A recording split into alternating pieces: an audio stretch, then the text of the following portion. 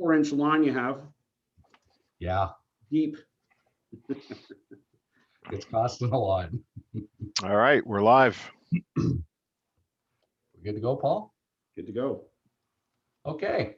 Good morning, everybody. I'm Todd Tyke, President of the Greater Barrie Chamber of Commerce, and I would like to thank you for joining us today for our discussion on securing our future with the Honorable Erin O'Toole, Leader of the Official Opposition, MP John Brassard, and MP Doug Shipley. I would like to begin today's session with a land acknowledgement. In keeping with Indigenous protocol and building respectful relationships between Indigenous and non-Indigenous peoples in Canada, it is customary to acknowledge the traditional territories and ancestral lands of the Indigenous peoples. We'd like to acknowledge the sacred land on which we operate. It has been a site for human activity for over 15,000 years. This land is the ancestral land of the Huron-Wendat and the Anishinaabe Nation. This treaty that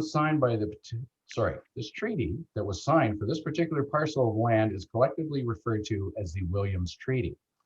We are dedicated to honoring Indigenous history and culture. We also recognize the enduring presence of Indigenous peoples on this land. We are committed to moving forward in the spirit of reconciliation and respect. Miigwech. A quick housekeeping note for the Q&A portion of this morning's meeting. Please submit your questions to the moderator by choosing the Q&A option within the Zoom platform and typing out your question. The moderator will read the question and direct them to the panel for response. And before we introduce our speaker, I would like to recognize a few of the local dignitaries that have joined us as today's audience online. Doug Downey, Attorney General and MPP for Barrie, Springwater, Oro-Medonte. Barrie Mayor Jeff Lehman. Barrie City Councilors Anne Marie Congo, Gary Harvey, and Mike McCann. William Van Berkel, Councillor with the Town of Innisfil. Don Allen, Mayor of Springwater Township. Harry Hughes, Mayor of the Township of Oro-Medonte, and Councillor Sean Scott. Anita DeBow-Smith, Deputy Mayor of the Town of Penetanguishene. Sandy McDonald, Mayor of Essa Township, and Mary Lynn Westmoynes, President and CEO of Georgian College. My apologies to anybody that may have been missed from this list. We're very grateful for the work that all of you do for our communities. I'm now going to hand the screen over to Doug Shipley, MP of Barrie, Springwater, Oro-Medonte, for the introductions. Doug? Thank you, Todd, and good morning and welcome to everyone. John Brassard and I would like to thank the Barrie Chamber of Commerce for hosting this event, and we'd like to thank everyone for attending today. Looks like we have a great turnout. It gives me great pleasure this morning to introduce Erin O'Toole, who I have come to know and respect over the past 2 years. Erin has led a life of service. Born in Montreal, he grew up as a middle-class kid in Bowmanville, Ontario. He enrolled in the Royal Canadian Air Force when he was 18 and attended the Royal Military College. His time in the RCF took him across Canada, completing basic training in Chilliwack, BC, earning his wing in Winnipeg, and serving out of Halifax as a tactical navigator. Erin participated in search and rescue missions on Sea King helicopters and learned French during that time. After 12 years of service, Erin retired from the military and spent the next decade working in the private sector as a corporate lawyer. He is a founding member of the board of directors for the True Patriot Love Foundation, a charity that serves veterans and military families across Canada. He has been elected to represent Durham 3 times, first in a 2012 by-election, then in 2015 and 2019. He served as Parliamentary Secretary to the Minister of International Trade before becoming Minister of Veterans Affairs, a beleaguered file he successfully turned around within 10 months at the end of the Harper government. After serving as a Conservative Shadow Minister of Foreign Affairs for 2 years, Erin is now the leader of Canada's Conservatives. Erin is married to Rebecca, and they have 2 children, Molly and Jack. And without further ado, I would like to introduce to you the Leader of the Official Opposition and the next Prime Minister of Canada, Erin O'Toole. Thank you very much, Doug, for that very kind introduction. It's great to be with you today to talk about the issues we need to tackle in Canada, in Ontario, and in the Barrie region.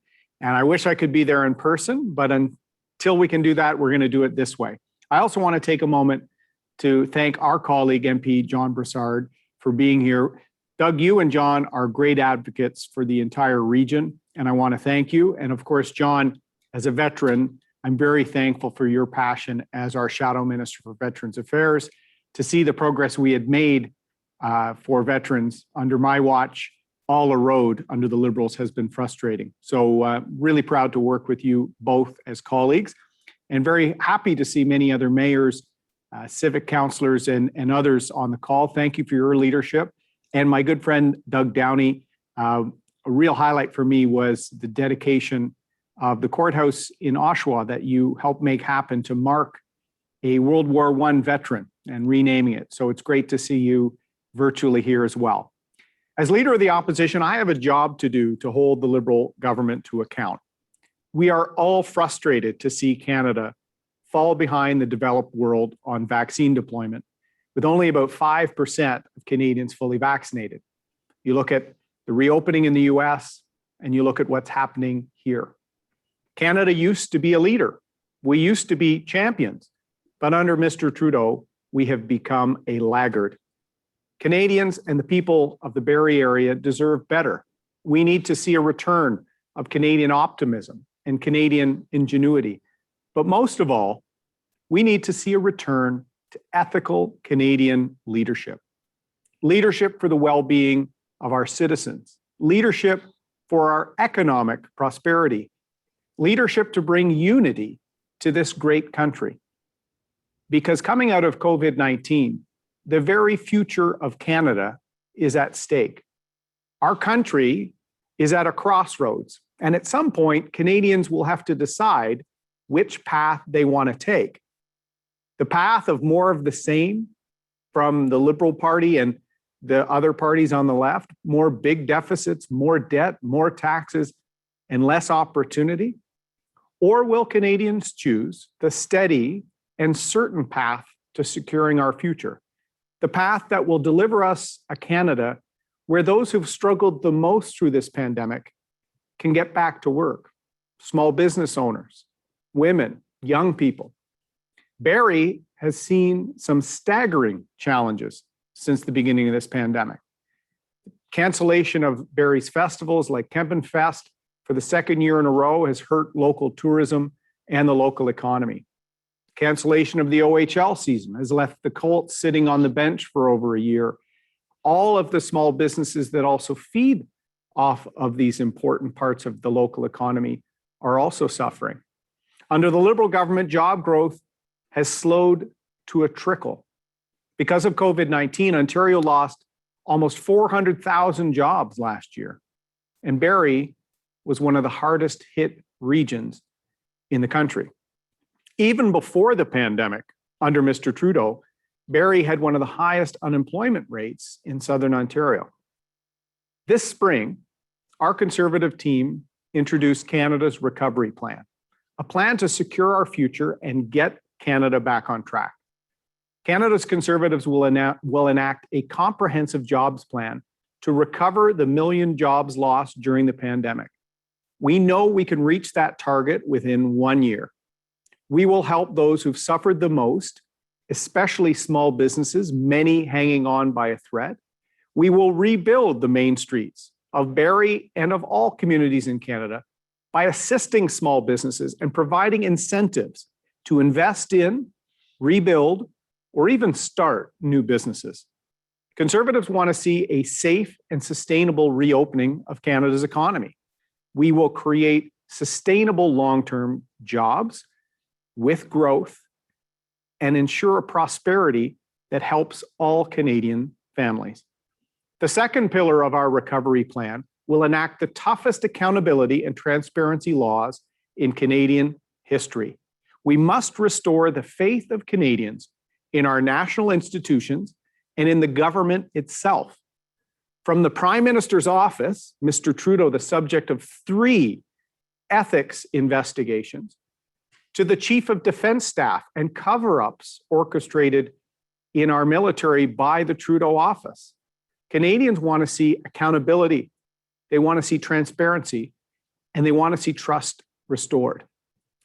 The fact that the recent ethics finding on Mr. Trudeau was called Trudeau 3 and Morneau 2, they have to number the ethics reports, just shows there's an entitlement problem, and it starts at the top. The third pillar of our plan is mental health. This last year has deepened Canada's mental health crisis. Communities across the country are struggling. Struggles with isolation and loneliness are among the top factors affecting mental wellness of Canadians. And the rise in youth mental health is alarming. I read about a Barrie mother, Tricia LaMarche, who's been raising the alarm on mental health for young people, but also how New Path Youth and Family Services helped save her daughter's life. We will introduce a Canada Mental Health Action Plan and boost funding partners with the provinces and with nonprofit groups on the ground for mental health care. We need to see more stories of young people like Tricia's daughter getting help. Our fourth pillar, we will ensure our country is never unprepared for a crisis again. Canada's Conservatives will make our country more resilient, reduce our reliance on countries like Communist China, and take our responsibility seriously to protect the health of Canadians. This includes enhancing domestic capacity in vaccines and critical medicines and securing our border. Finally, a Conservative government will secure Canada's economy by getting the budget back to balance over the course of the next decade. Spending to protect Canadians during the pandemic is the right thing to do, and Conservatives in opposition have supported it. But I think we all know we cannot pass unsustainable debt to our children and future generations. The Liberals, after 2 years, recently introduced what we see as an election budget. And it showed the emergency spending in response to COVID-19 was just the beginning for the Trudeau government. They don't want the massive spending to ever end. The spending in their budget is so astronomical that it puts the future of our country at risk. It puts growth at risk, jobs at risk. It puts healthcare and old age security at risk. It's a risk for Canada's future. The Prime Minister wants to test an out-of-control debt plan without any real stimulus, one that abandons the natural resource sector entirely and provides no real fiscal anchor.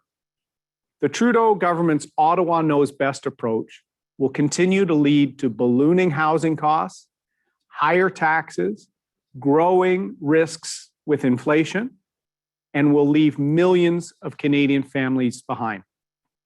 Canada's Conservatives were very clear that we wanted to see a plan to return to normal in the budget, a plan for a swift, secure, and data-driven reopening to secure jobs and our economy.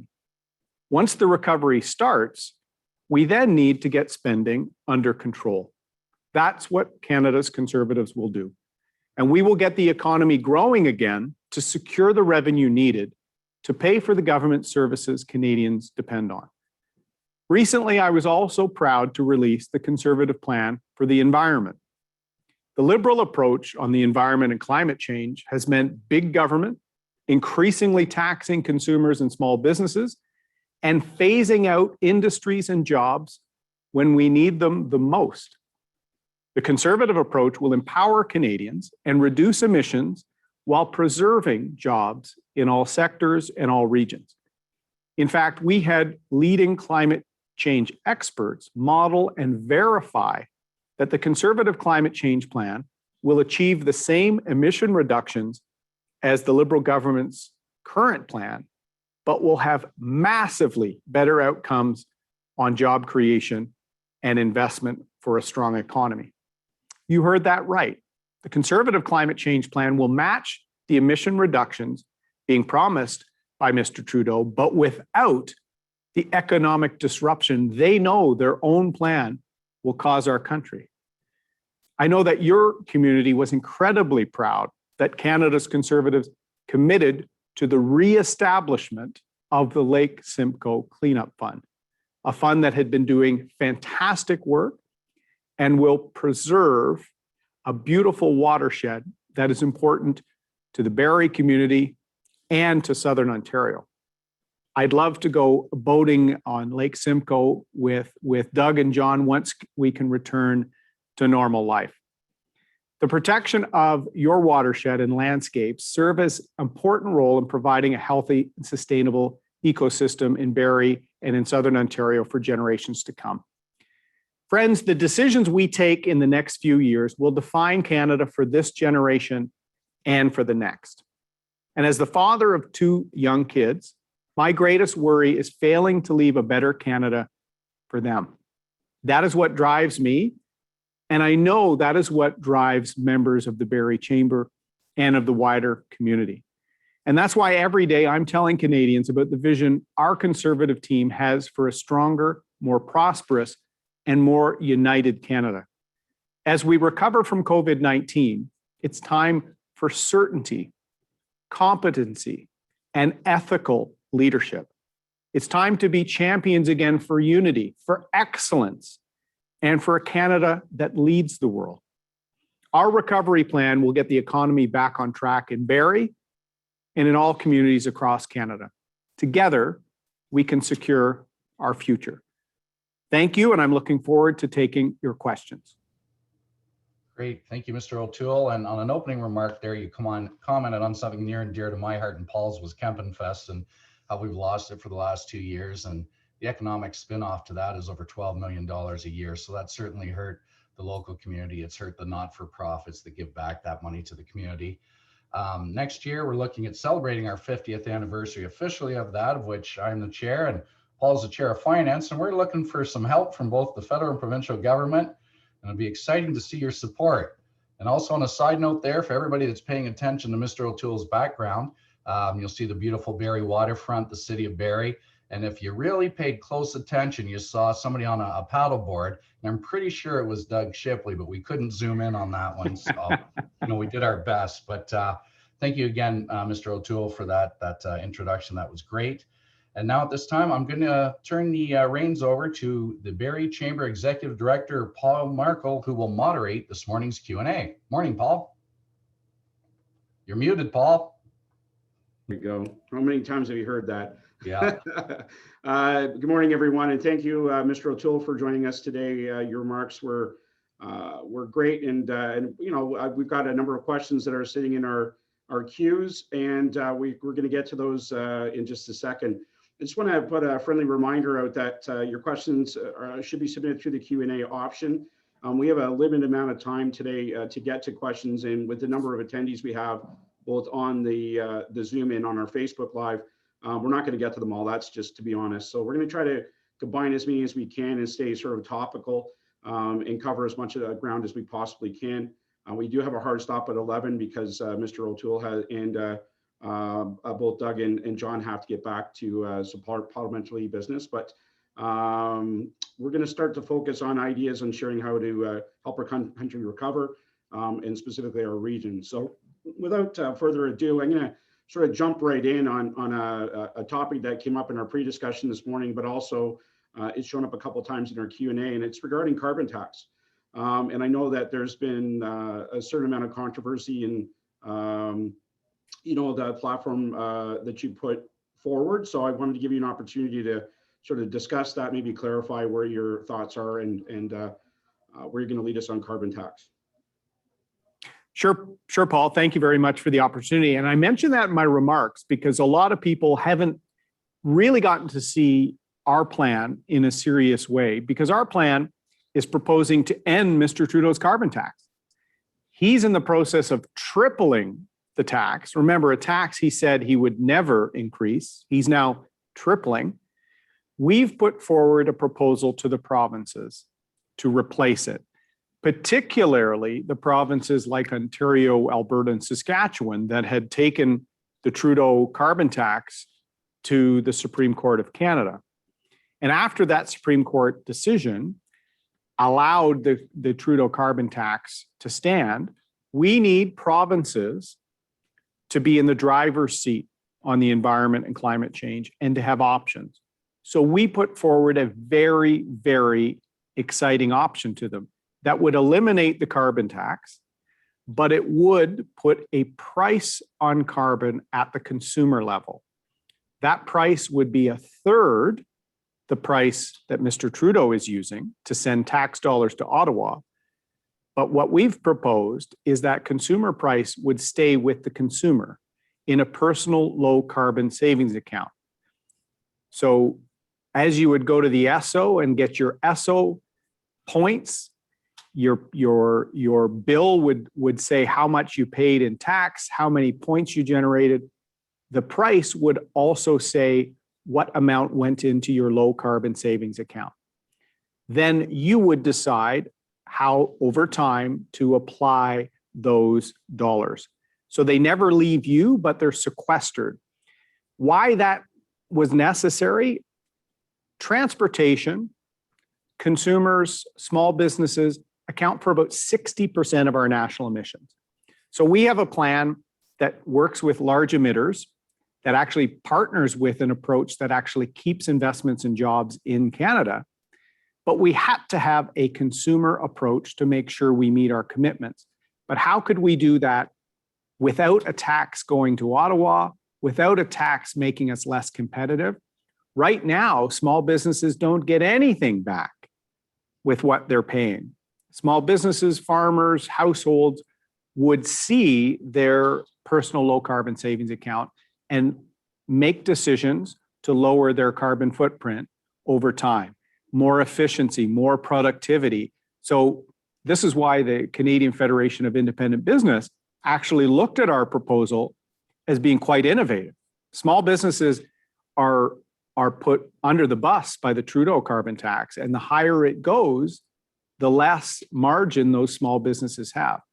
Our plan also has a very exciting approach to natural gas and a renewable standard and exporting liquefied natural gas. We also have an ambitious target on the growth of EVs and other things. We also have a natural-based solution to work with forestry and with agriculture to get emissions down. So we really wanted to say, how can we meet our commitments, a commitment that a Conservative government I was a part of, the Harper government, set the targets we were to meet. How can we do that with minimizing any impact on job creation and investment? We worked with a modeling firm to come up with, I think, a very, very innovative approach that will meet our targets without hurting the economy. And the more I get to talk about it, the more people see we're trying to get the balance right. The last thing we need is to send more billions to Ottawa for a sprinkling and a redistribution by whatever Mr. Trudeau decides. Our proposal gives the provinces yet another option, which we think is pretty smart.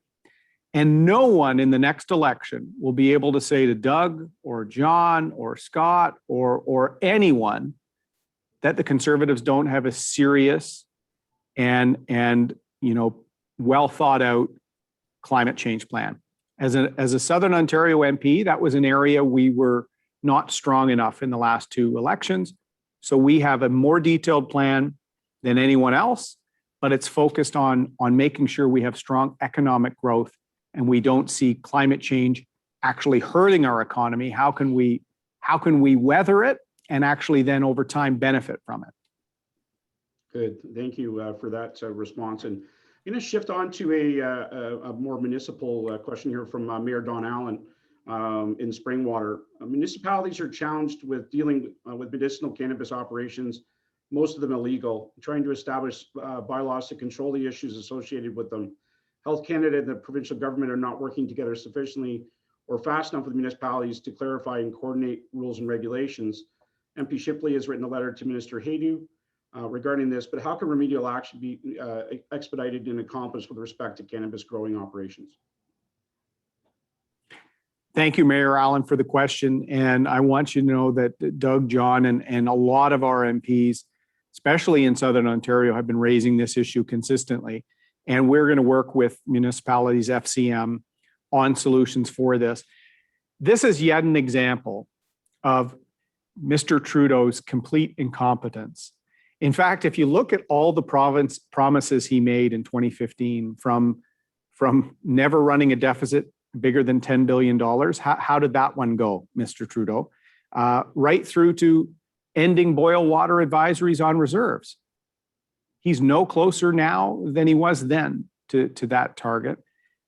On the marijuana issue, he kept his promise, but he completely ignored the provinces, the municipalities, and the physicians that were asking him to consider certain policy changes or certain ages. He said it would eliminate the criminal activity surrounding marijuana. Well, it's actually increased it because he did not listen. We will partner with municipalities and look at shutting down these illegal grow ops. Really, if you look at how we could balance it better, we need less black market, less of this sort of personal growth exemption that is being completely abused, and allow some tools for provinces and municipalities using federal support for local bylaw enforcement. We are 100% aligned with where you want to go on this. Wonderful. To shift gears again and get to supply chain as it relates to vaccines. It's obviously a continuing issue. So how do you plan to tackle the IP law to make production of vaccine manufacturing more accessible locally? Great question. And look, this is where big difference between Mr. Trudeau and myself. I talk a lot about my military service. I worked 10 years in the private sector, including for a company on regulated healthcare products and intellectual property. I actually worked on these issues as a lawyer, so I understand them. Mr. Trudeau just reads speeches. He doesn't actually get into the details. He doesn't set a tone of leadership and competence. We will do that. In terms of intellectual property, I've said we would work with the US, the EU, and other partners to make sure that we can see developing world access to the vaccines on an accelerated time frame. It's been pretty sad to see Mr. Trudeau fail so badly that he's the only G7 country that took vaccines from the COVAX supply for the developing world. Because he'd failed to deliver himself, he had to rob and do something that normally Canada, if we were better prepared as we should have been, wouldn't have to do. So we're willing to work within the context of the Western countries to reduce some of the barriers to access to vaccines. Sometimes, a temporary halt or a change to intellectual property production can help accelerate that. In a time of crisis, we're open to that. But generally, we like to see intellectual property respected so that it can incentivize more innovation. What we would like to see is more domestic capacity, and we will actually work with industry to make that happen. The Trudeau government, through the Patented Medicine Pricing Board and the fight he's had with the pharmaceutical companies over the 4 years, that is why we are behind the US, the UK, and many other countries on vaccines. Mr. Trudeau's own failure to work with that important industry. And whenever they say Canada didn't have the capacity, that is complete lies, to be frank with you. We have capacity in several parts in Quebec and in Ontario for a variety of different manufacturing types, from traditional vaccines to mRNA.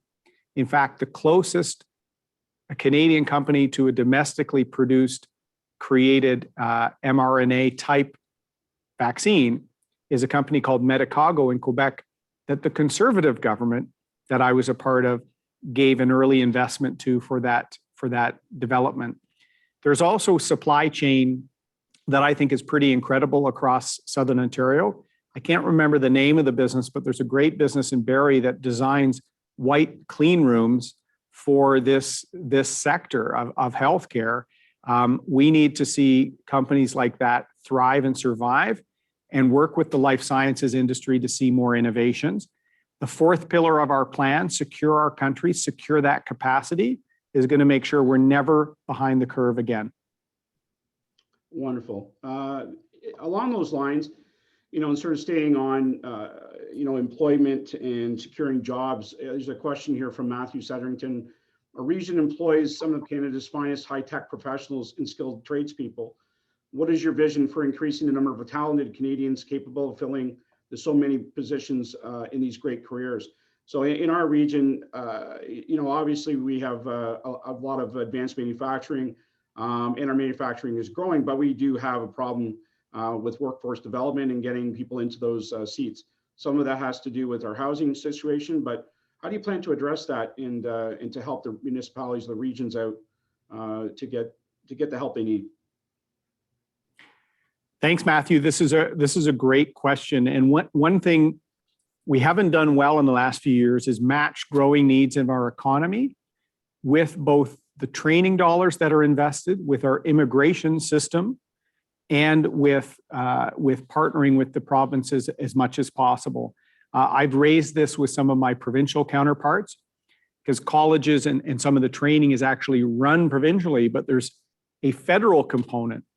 We know every area, every skill set where there's a shortage because the federal government operates the temporary foreign worker program. So we know where the gaps are. Why aren't we trying to fix the gaps? I'd like to see a longer term approach to filling the gaps with retraining and reskilling of Canadians, a federal investment dollar being delivered by our provincial partners, Doug and his team, Doug Downey and his team. And as well, then we can look at if there are longer term gaps that can't be filled by that skills upgrading, can we turn some temporary foreign workers into an advanced stream of immigration to meet that need rather than just the Band-Aid of temporary foreign workers? Because in some cases, we know it's not temporary.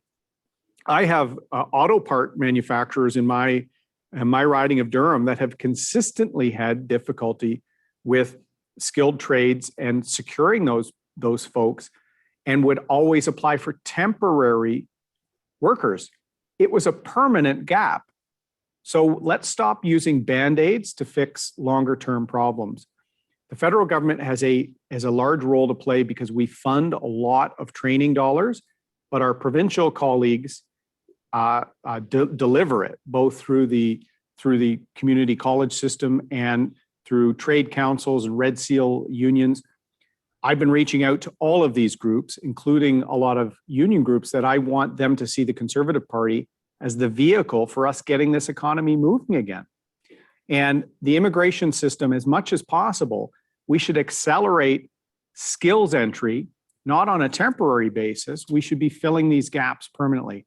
The housing challenges we're all facing in Southern Ontario, my riding of Durham has gone up at one of the highest percentage rates over the last year, like 35% increase in the last year. So that is a longer term issue that we have to work with the municipalities and province. There needs to be more supply, and then the federal role. We'll be talking a lot about this in the coming weeks. Southern Ontario has a range of issues, making this even more challenging, but I'm in it to make sure we get some permanent fixes to these issues that are reducing the productivity of businesses in Barrie. Well, thank you, and certainly it's needed. I have a question along the same line, so I'm going to stay on the same vein with regards to the Conservative government that's in place now. And a question here from Jim Pieta. Provincial government, Conservative government, has caused massive economic damage not only to Barrie but to all regions in the province. How much influence do you have with Doug Ford and the provincial cabinet? And to frame this out, from our seat in our position at the chamber, where we try to be as neutral as possible, I can say that we have worked very well with all sides through this entire pandemic, and obviously conditions drive outcomes, and that's, I think, a lot of what's happened. But there has been some frustration there, obviously, where things like the airport, where we would have liked to have seen the federal government step in a bit more. But what are your positions or your ideas on how to work with the provincial government to make it a more seamless and efficient process? And what so if it was in a different government? Well, thanks, Jim, for the question. And look, I understand the frustrations that many businesses and small business owners are feeling. It's been very acute. In fact, Doug, John, and a number of us had a call a couple of months ago just talking about another round of lockdowns really being the straw breaking the camel's back in the Barrie area. And our guys, have big hearts and we're fighting for that. So I understand the frustration. There's one word why we're in this position: Trudeau. We would not have a third wave with these extended restrictions and lockdowns had we had the vaccines we needed in January and February. Let's not kid ourselves. Mr. Trudeau made promises on his doorstep last April and May that he has still not met. on terms of rapid screening and testing. We don't have a national system of rapid screening and testing. Tracing. Remember, he talked about that tracing app? You haven't heard him mention that in a while. Colossal failure. There's been no federal approach to tracing. The only real tracing that actually happened was the provincial health department stepped up and fulfilled it. The border, for months, they were in January, February, and March of last year, whenever we asked about stopping flights from China, they were accusing us of being racist. The minister herself said that closing borders were not effective during a pandemic. We've had the most incompetent federal government in Canadian history. And on vaccine procurement, who did Mr. Trudeau want to partner with? Not Pfizer, not Moderna, not J&J, CanSino, a Chinese state-owned enterprise. The reason there's extended lockdowns in parts of this country, and with, in some cases, conservative governments that are very free market, very pro getting entrepreneurs moving, is because Mr. Trudeau has failed countless times. And I can't stress that enough, because I get a great vantage point. I've done 15 chamber meetings just in BC alone. And the same frustrations are in BC, which has an NDP government, because Trudeau failed on all the areas of federal responsibility. So Premier Ford and his counterparts across the country are then dealt a bad hand. And what do you do with that hand? You try and navigate it. And I feel bad for the government, and we're here to rectify it so that they're never put in that position again. So I have a good relationship with the Premier and his team. He knows that there's no way the variants would have gotten in under our watch. When there was outbreaks and variants and they were telling Canadians not to travel, why were we allowing a ton of flights into Canada at a time they were telling people not to travel? That was a federal failure. So I can't stress it enough, Jim.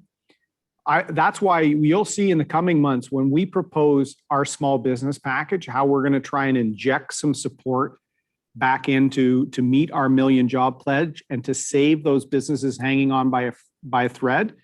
I can't stress it enough. Help is on the way. After the next election, if we have a conservative government, we'll get this country moving again. Thank you.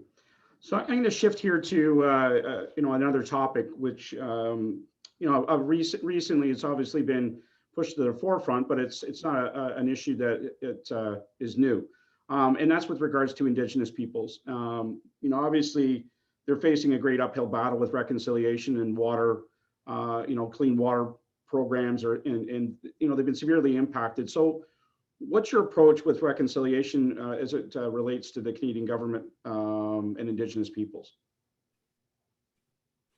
Well, thanks, Paul. And, I appreciated how Todd talked about, our history here, the Williams Treaty and the Huron-Wendat people, and we need to commit to reconciliation. And the first question I asked as opposition leader, my first day in the House, you may recall I caught COVID as a new leader, so I was a little delayed getting into the House, but my first question was on reconciliation and was on healthcare, because federal government actually has responsibility for healthcare for Indigenous Canadians, for veterans, and for the military.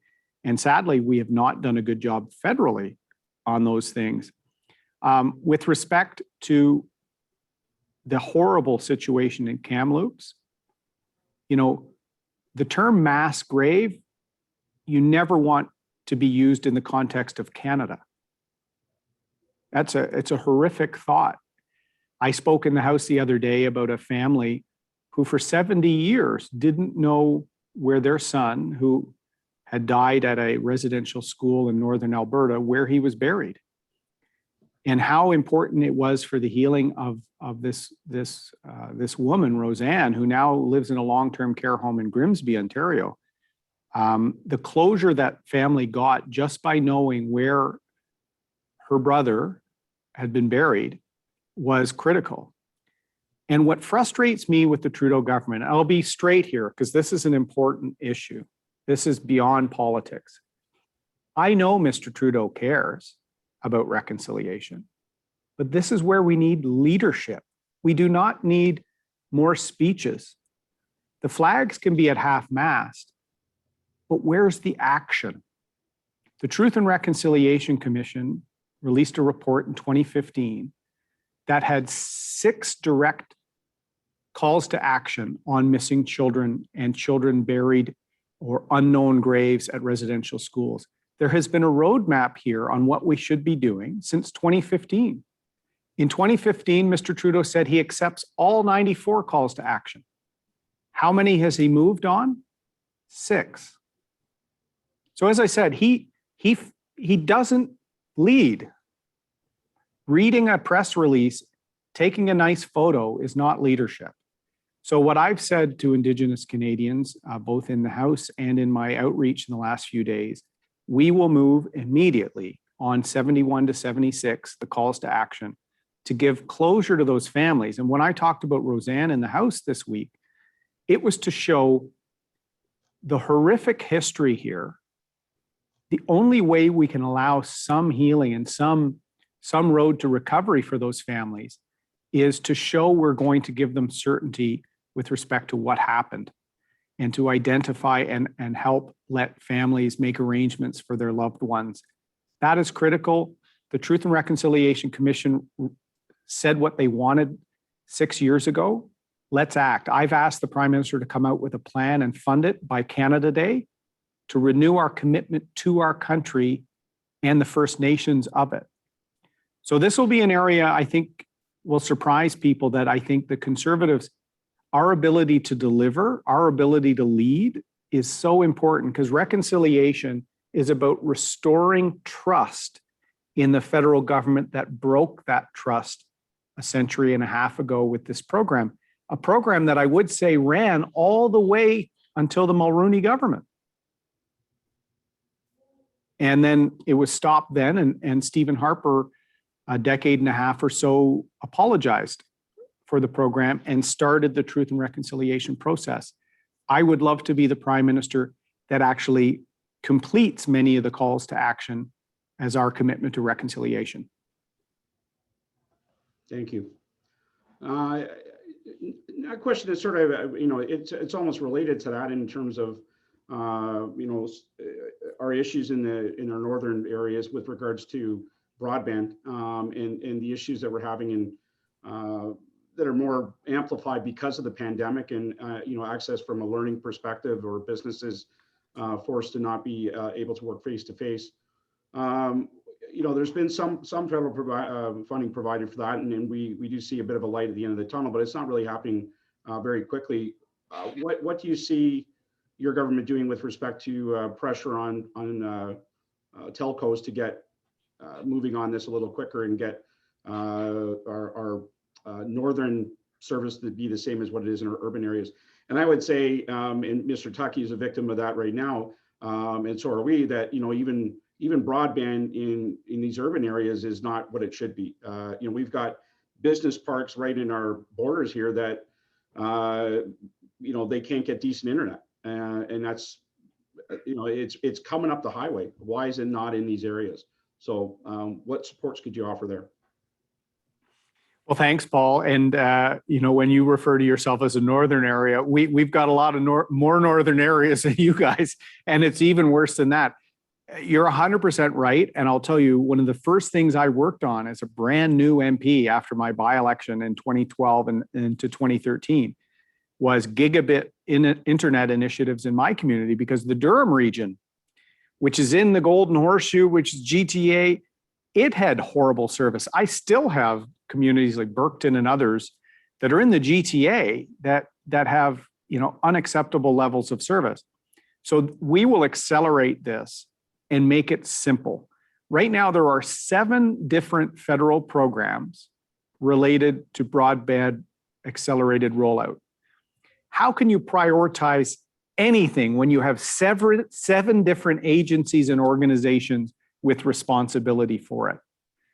This is why you're actually seeing provinces, from Premier Ford to Premier Legault in Quebec, coming up with their own programs, because the federal government, which generally has jurisdiction for telecommunications and broadcasting and stuff like that, their program is way too slow. The other thing the Trudeau government hates to do is to partner with the private sector. In fact, they're always attacking small business owners. Mr. Trudeau called them tax cheats. They're attacking the private sector. Any way we can partner to accelerate capital investment to meet certain goals, we will do that, both from a granting, a partnering program, right through to a regulatory program. And when I've spoken to leaders at some of the big telcos, I've said to them, start moving, because this will be a top priority for us. And as much as possible, I would love to see partnering where municipalities through distribution companies or LDC utilities or Indigenous communities can be involved in the rollout or even the back end billing of these sorts of things, because this is a utility just as important these days as the electricity coming to your home. And so it will be a top priority. The digital divide that has been exposed from this pandemic, with kids learning from home, small businesses pivoting, it shows there needs to be huge urgency here. And we're going to be rolling out a detailed plan ahead of the election. But I can say without any hesitation, Paul, we're going to simplify, speed up, and add more investment to what's currently being done by the Trudeau government. Thank you. It's definitely needed. Todd will probably come and host a party for you if you can get his internet working. So I want to sort of talk a bit something that's sort of near and dear to our heart. You know, the local community here obviously has been very hard hit with the framework from the provincial government with respect to businesses reopening and the handling of the pandemic. And we've been very strongly supporting, and the resolution was recently passed on responsible operating protocol with a close contact framework that allows all businesses to stay open. But there really hasn't been anything significant coming out of the federal government in terms of sort of normalizing what's happening across the country. And, you know, in my mind, COVID doesn't care if you're in Manitoba or Ontario.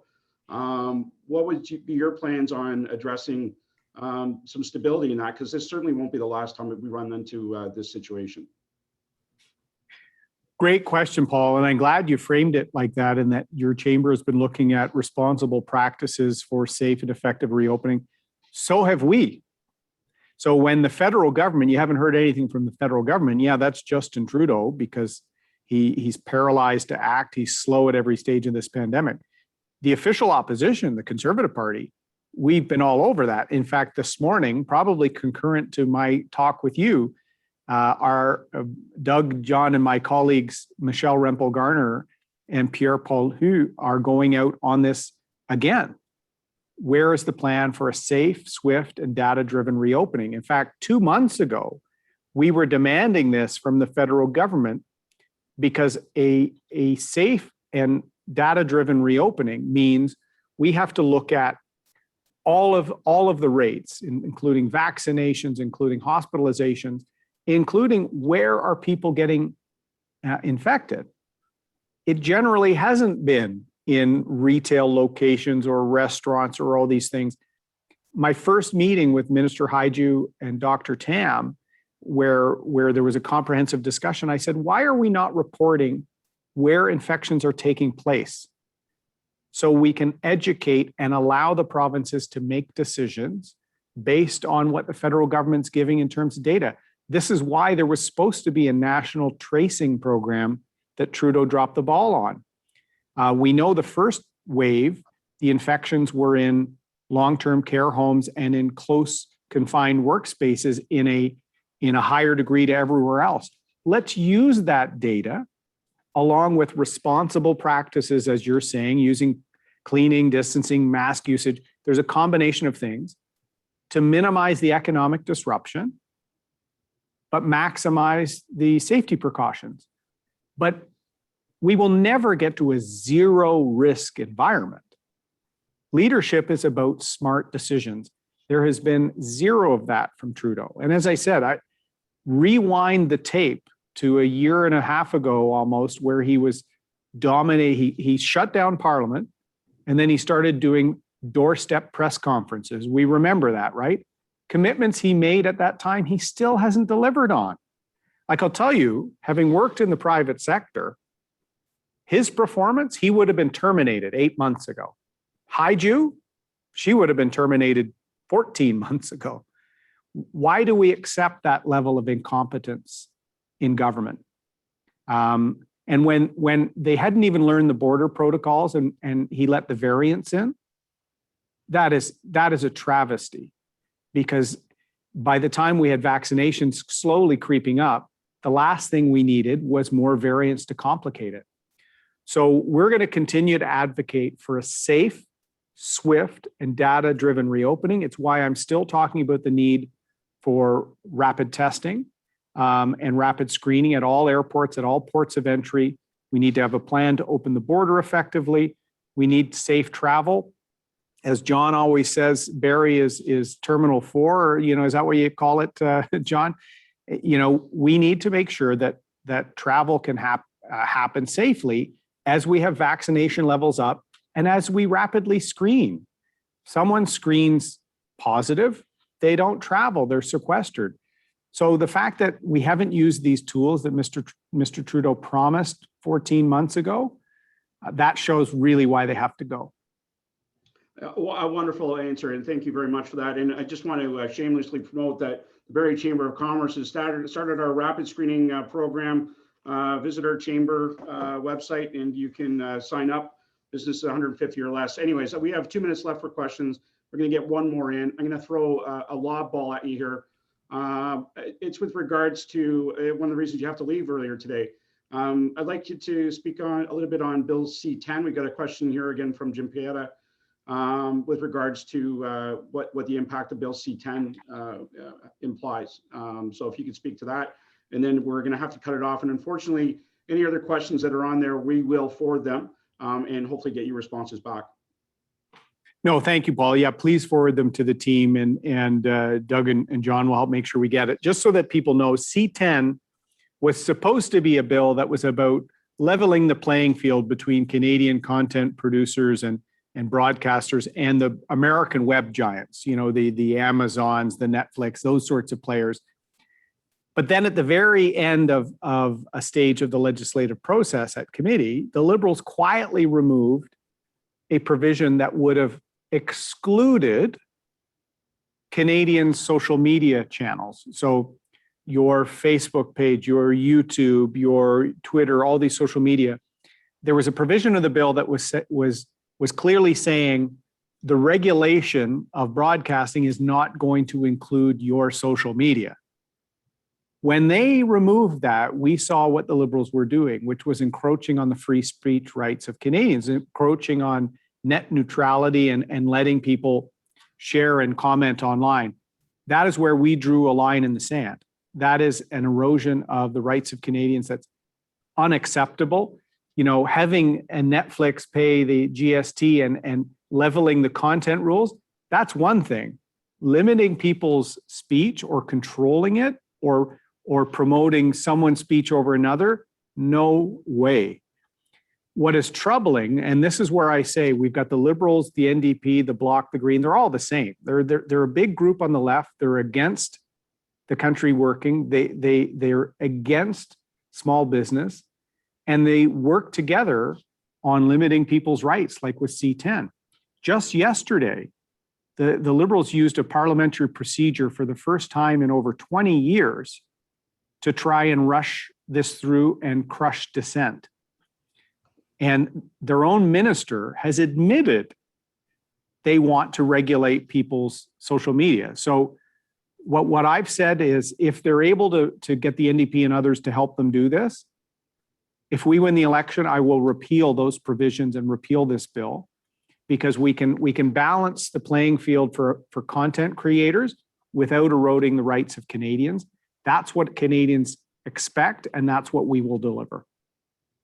Mr. O'Toole, I'm going to jump in here. I know that you guys have a hard stop at 11. You have a vote coming up. The bells started ringing at about 10:30, and it's not going to ring for much longer. So I would ask you, sir, if you want to give us any closing remarks.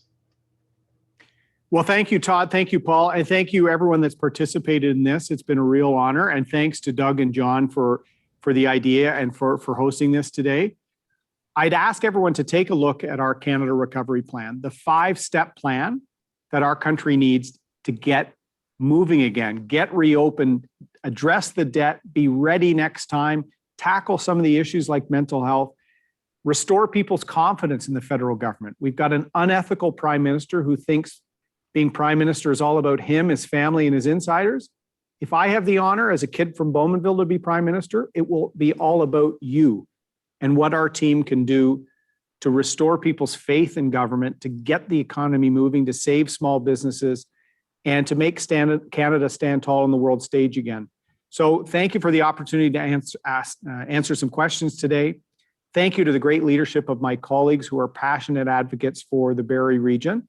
And let's reopen and get this country back on track. That's my commitment to you. So thank you very much again, and look forward to doing this in person, either with the Chamber or with one of your Rotary clubs. I can't wait. Perfect. Mr. Brassard, comments? Thanks, Todd. First of all, I want to thank the Chamber for hosting this informative event, and Paul for being the moderator. I think since the start of the pandemic, this is at least the 10th time that I've been on a Friday morning with your members, and it's really great to have Erin on this morning to talk about what many people are starting to talk about and think about, and that is, what does a post-pandemic recovery look like? And I hope for those of you who were on the town hall this morning that a recovery has to include everyone, know that, and not just who the government picks as winners and losers. Paul and Todd, you've heard me, and your members have heard me say this many times, that Canada's recovery will be led by our businesses, the products they produce, and the people that they employ.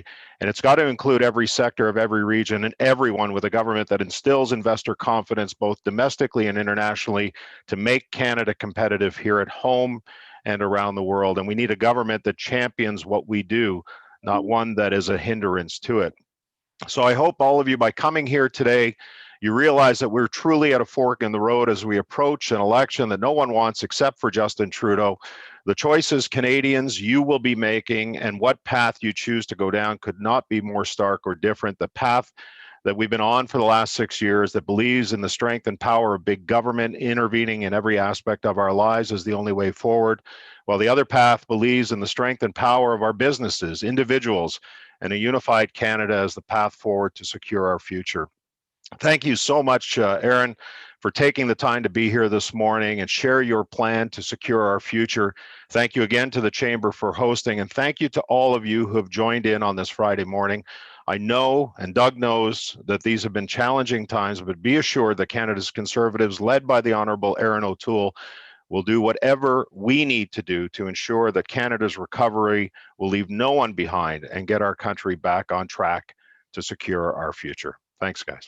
Right, thank you, John. And on a side note, on behalf of the Chamber and our membership, we've heard nothing but positive things, both about you, John, and Doug, about how accessible you've been through this entire pandemic, not just for businesses, but for people in your communities. And thank you. So quickly closing, so everybody has to run, I'd like to thank the panel for their time today and our viewers for joining us. Decisions like this are a critical part of communicating with our local elected officials, ensuring that they're able to represent our community's needs in regional, provincial, and national discussions. The work you're doing in your businesses every day is significant to our economic recovery. Thank you for the work you've already done to flatten the curve and for your continued focus on protecting our community. Please continue to shop local, supporting your neighbors, families, and friends with your intentional purchasing choices, especially as we work towards reopening. And with that, thank you, everybody, and have a great weekend. Thank you. Thanks, everyone.